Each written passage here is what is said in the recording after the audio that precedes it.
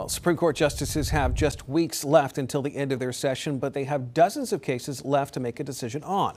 Some of those cases are high profile and could have major impacts on the upcoming general election. Elena Shirazi takes us through which cases are left and what some rulings could mean going forward.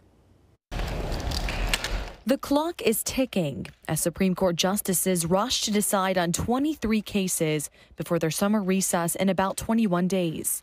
In just the past few days, the U.S. Supreme Court unanimously preserved access to the drug mifepristone used in nearly 2/3 of all abortions in the U.S. last year.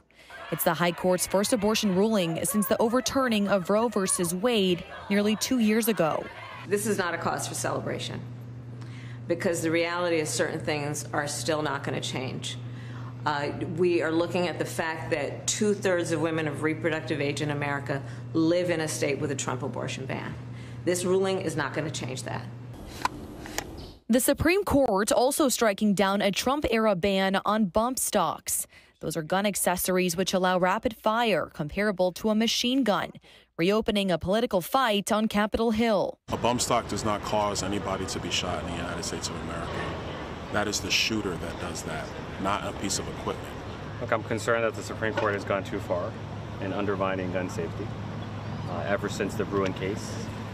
And so the latest Supreme Court decision is the latest example of a Supreme Court that's jeopardizing gun safety in America. With 61 cases taken up this term, a few in the backlog stand out. Here's what's on the docket. Whether former President Donald Trump will be immune from criminal prosecution in the election interference case against him.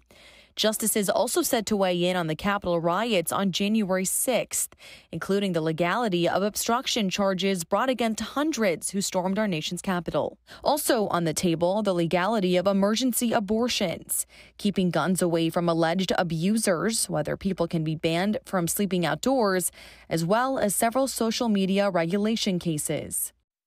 That was Elena Shirazi reporting. Most of the case decisions traditionally do come between now and the end of June. We will let you know of the major decisions coming down as we get them.